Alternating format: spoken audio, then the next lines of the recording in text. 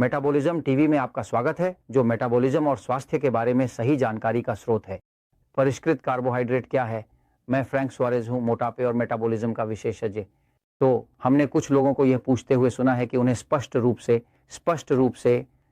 रूप से बताया जाए कि परिष्कृत कार्बोहाइड्रेट क्या है। तो मैं स्पष्ट करना चाहता हूं, इस एपिसोड का उपयोग करके आपको बताना चाहता हूं कि परिष्कृत कार्बोहाइड्रेट क्या है उन लोगों के लिए जो वजन कम करना चाहते हैं, खासकर उन लोगों के लिए जिनका मेटाबॉलिज्म धीमा है, जैसे मेरा, जिन्होंने 2000 डाइट्स की कोशिश की है, जो वजन कम करते हैं फिर से बढ़ाते हैं, जो समस्या से बाहर नहीं निकलते, जो थायराइड की समस्याओं से जूझते हैं, हार्मोनल समस्याएं होती हैं, ऐसे सभी प्रकार की चीजें। तो हमें मेटाबॉलिज्म को ठीक करना शुरू करना चाहिए। हमारे मेटाबॉलिज्म को सुधारने के लिए हम जो एक तरीका अपनाते हैं वह है जिसे हम डाइट एक्स कहते हैं।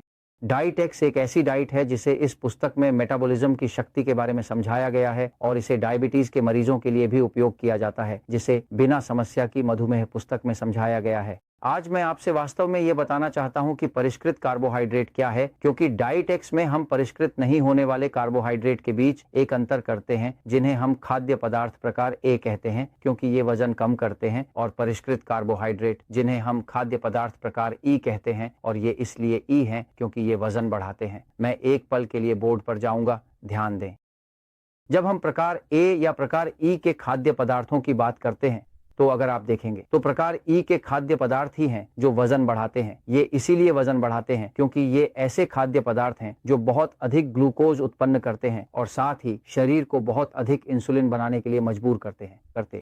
यदि आपके शरीर में ग्लूकोज और इंसुलिन की अधिकता नहीं है तो वजन बढ़ाना असंभव है। क्या मतलब है कि हर व्यक्ति जिसे तुम देखते हो कि वो पतला रह सकता है? जैसे मैं कहता हूं, वे पतले लोग, जैसे कि जॉर्ज है ना, तो वे लोग हैं जिनके पास न तो ग्लूकोज का अधिकता है और न ही इंसुलिन का। लेकिन हम में से जो लोग खाने को देखकर भी मोटे हो जाते हैं, हमारी प्रवृत्ति होती है कि अगर हम गलत चीजें खाते हैं तो हमारा शरीर बहुत अधिक ग्लूकोज बनाता है और अग्न्याशय बहुत अधिक इंसुलिन बनाता है। तो ग्लूकोज और इंसुलिन मिलकर वसा बनाते हैं और यहीं से मोटापा शुरू होता है। तो डाइट एक्स एक ऐसा सिस्टम है जहां प्रकार ई के खाद्य पदार्थ, जैसे कि वे जो सबसे अधिक वजन बढ़ाते हैं और बिना समस्या की मधुमेह को सबसे अधिक असंतुलित करते हैं, शामिल हैं। हमें जो पसंद है, जैसे कि ब्रेड, पास्ता, आटा, चावल, केला, आलू, और जो कंद हैं जैसे कि युका, योटिया और न्यामे, ये सभी कंद स्टार्च होते हैं। इसके अलावा अनाज, चीनी, मिठाइयाँ, चॉकलेट, दूध, फलों के जूस और मीठे सोडे भी शामिल हैं। हम इन सभी को परिष्कृत कार्बोहाइड्रेट्स कहते हैं, जिन्हें हम प्रकार ई के खाद्य पदार्थ कहते हैं, और मुख्य रूप से हम इन्हें प्रकार ई के खाद्य पदार्थ जानते हैं। अब जो सवाल हमारे सामने आता है वह यह है कि हम इन्हें परिष्कृत कार्बोहाइड्रेट्स क्यों कहते हैं। आइए हम ये कहने से शुरू करते हैं, और मैं एक सेकंड के लिए बोर्ड पर जा रहा हूं कि एक डाइट है जो कभी असफल नहीं होती, वह है डाइट एक्स। डाइट एक्स में एक व्यक्ति कहता है कि वह अपने प्लेट के 3/4 हिस्से में प्रकार ई के खाद्य पदार्थों का उपयोग करेगा, जो प्रोटीन है, जो कार्बोहाइड्रेट हैं, लेकिन जो परिष्कृत नहीं है। उदाहरण के लिए लहसुन के साथ भुने हुए कुछ सब्जियां या एक सलाद, इन्हें परिष्कृत कार्बोहाइड्रेट नहीं माना जा सकता। हालांकि यह गेहूं से बनी हुई पास्ता की यह मात्रा एक परिष्कृत कार्बोहाइड्रेट है। तो डाइट एक्स एक ऐसी डाइट है जिसमें आप अपने प्लेट का 3/4 हिस्सा प्रकार ए के खाद्य पदार्थों से भरते हैं और 1/4 हिस्सा प्रकार ई के खाद्य पदार्थों का होता है। कहने का मतलब है कि 3/4 हिस्सा वह है जो आपके लिए सबसे अच्छा है और 1/4 हिस्सा पाप है। आप सब कुछ खा सकते हैं, कुछ भी प्रतिबंधित नहीं है, लेकिन यह संतुलन बनाए रखने की बात है। तो इस प्रकार की डाइट के साथ, जिसे डाइट कहना दुखद है क्योंकि यह एक जीवन शैली की तरह है, आप सब कुछ खा सकते हैं। लोग वजन कम कर सकते हैं, डायबिटीज वाले लोग बिना समस्या की मधुमेह को नियंत्रित कर सकते हैं, सभी स्वास्थ्य स्थितियों में सुधार होता है और व्यक्ति अपनी शरीर की ऊर्जा को वापस प्राप्त करता है। अब देखते हैं कि हम इन्हें परिष्कृत खाद्य पदार्थ, परिष्कृत कार्बोहाइड्रेट क्यों कहते हैं। देखिए, खाद्य पदार्थों के केवल 3 प्रकार हैं। इनमें वसा शामिल है, जो तेलों को भी शामिल करती है, और प्रोटीन है।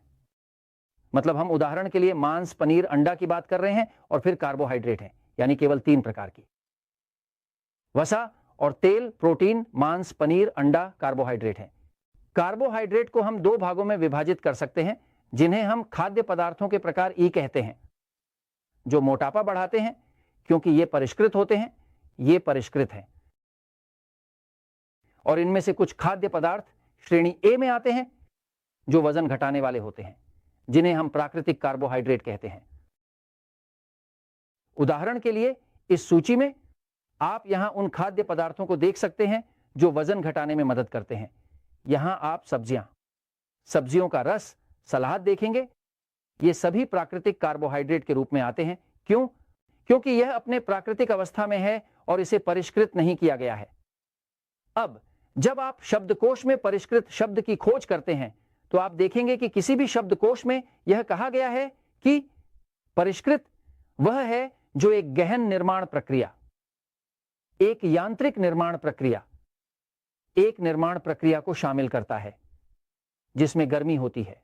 मतलब यह है कि जब आप किसी चीज को परिष्कृत कर रहे हैं तो आप उसे शुद्ध करने के लिए परिष्कृत कर रहे हैं। यही अवधारणा है। यानी शराब कार्बोहाइड्रेट का एक परिष्कृत उत्पाद है। आप शराब बनाते हैं क्योंकि आप अंगूर के रस में मौजूद फ्रुक्टोज को परिष्कृत करते हैं। तो जब आप कुछ परिष्कृत करते हैं तो आप कुछ को संकेंद्रित करते हैं, उस पदार्थ में अधिक शुद्धता उत्पन्न करते हैं। क्या होता है? परिष्कृत खाद्य पदार्थ वे होते हैं जिनमें ऐसे प्रक्रियाएं शामिल होती हैं जो गर्मी और पीसने से संबंधित होती हैं। उदाहरण के लिए जब आप गेहूं का आटा खाते हैं जो कि ऐसा सफेद होता है ना, तो यह प्रोसेस किया गया है या यह परिष्कृत है। जब आप किसी चीज को गर्म करते हैं और उसे बहुत गर्म करते हैं तो आप उसे परिष्कृत करते हैं। आप उसे परिष्कृत करते हैं क्योंकि यह ग्लूकोज की मात्रा को संकेंद्रित और शुद्ध करता है। क्या आपने देखा है कि किसी व्यक्ति को मोटा करने या एक मधुमेह रोगी के मधुमेह को असंतुलित करने वाली चीज क्या है? यह ग्लूकोज है। ग्लूकोज रक्त में शर्करा है। यदि आपके पास उच्च ग्लूकोज नहीं है तो आप मोटापा नहीं बढ़ा सकते और न ही मधुमेह हो सकता है, क्योंकि मोटापा और मधुमेह दोनों का मतलब है कि ग्लूकोज उच्च है। यही मोटापा और मधुमेह का सार है, उच्च ग्लूकोज, है ना। यदि ग्लूकोज नियंत्रित करते हैं आपको मोटापा नियंत्रित करना होगा, ग्लूकोज नियंत्रित करते हैं आपको मधुमेह नियंत्रित करना होगा। अब जब कोई खाद्य पदार्थ परिष्कृत होता है तो इसका मतलब है कि उसके निर्माण और तैयारी की प्रक्रिया में गर्मी, टूटना, विनाश और परिष्करण शामिल होता है। और इससे अणु, देखिए अणु, एक ग्लूकोज का अणु अपने प्राकृतिक अवस्था में कुछ पुलों द्वारा जुड़ा होता है। परिष्करण की प्रक्रिया में गर्मी उन पुलों को तोड़ देती है और जब पुल टूटते हैं तो वे अणु मुक्त हो जाते हैं और जब वे मुक्त होते हैं तब यही उन्हें मोटा करने लगते हैं।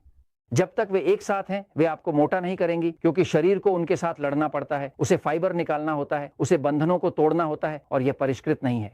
उदाहरण के लिए मैं कहता हूं कोई भी खाद्य पदार्थ, कुछ लोग मुझसे कहते हैं लेकिन यह कैसे संभव है कि एक आलू, आप कैसे कह सकते हैं कि आलू एक परिष्कृत खाद्य पदार्थ है? तो देखिए आलू एक स्टार्च है। यदि आप किसी शब्दकोश में स्टार्च का शब्द खोजते हैं तो आप देखेंगे कि इसका मतलब है ग्लूकोज के अणुओं से बनी हुई पदार्थ। यही शब्दकोश में लिखा है। तो जब आप बहुत सारा ग्लूकोज जोड़ते हैं तो आपके पास एक स्टार्च होता है, लेकिन उस स्टार्च के साथ क्या होता है? आप इसे गर्म करते हैं और पकाते हैं, उन अणुओं को मुक्त किया जाता है और जब वे मुक्त होते हैं तो यह आपके अग्न्याशय को इंसुलिन बनाने के लिए मजबूर करता है और अब यह आपको मोटा कर देगा। अगर आप कच्ची आलू खाएंगे तो यह आपको मोटा नहीं करेगा, न ही यह आपको बहुत अच्छा लगेगा। लेकिन अगर आप उबले या भुने आलू खाते हैं तो यह पूरी तरह से स्टार्च है, यह पूरी ग्लूकोज है, यह मुक्त हो जाती है और आपको बहुत जल्दी मोटा कर देगी। क्या आप बहुत आलू खाते हैं और आप आलू की तरह हो जाएंगे? क्या आप समझते हैं? उदाहरण के लिए मैं आपको कोई भी ऐसा खाद्य पदार्थ देता हूं जिसे आप अधिक गर्म करें या पकाएं, जैसे कि सेम। क्या मैक्सिकन मुझसे पूछते हैं लेकिन बीन्स के बारे में क्यों? आप कहते हैं कि बीन्स खाद्य पदार्थ प्रकार ई हैं। बेशक वे प्रकार ई हैं। यदि आपके पास एक फलिया है और आप इसे उसके प्राकृतिक अवस्था में जैसे हरी या अन्य बिना गर्म किए, बिना पकाए खाते हैं तो यह सब एक साथ होता है और सभी अणु जुड़े होते हैं, वे अलग नहीं होते। लेकिन एक बार जब आप इसे गर्म करते हैं और पकाते हैं तो यह शुद्ध स्टार्च में बदल जाता है और शुद्ध स्टार्च बनने पर यह मुक्त हो जाता है और ग्लूकोज में बदल जाता है जो मोटापा बढ़ाता है। उदाहरण के लिए मैं आपको एक चीज दिखाने जा रहा हूं। देखिए यहां मेरे पास एक सेब है। एक सेब, अगर यह हरा सेब है तो हम हरे सेब की बहुत सिफारिश करते हैं। वास्तव में हरा सेब खाद्य पदार्थों की श्रेणी ए में वर्गीकृत किया जाता है जो वजन कम करने में मदद करते हैं। क्यों? क्योंकि इसमें इतनी फाइबर होती है और ग्लूकोज का अणु इतना जुड़ा होता है कि यह आसानी से मुक्त नहीं होता है, जिससे यह ग्लूकोज में परिवर्तित नहीं होता है, जिससे मोटापा या मधुमेह का नियंत्रण बिगड़ सकता है। हालांकि वही सेब जब आप उसे भूनते हैं, उसे ओवन में डालते हैं और इसे इस तरह बना देते हैं। जब आप इसे भूनते हैं वह हरा था, वह कठोर था, उसमें से ग्लूकोज बाहर निकलने की ज्यादा स्वतंत्रता नहीं थी और उसे मोटा करने में मदद नहीं कर रहा था।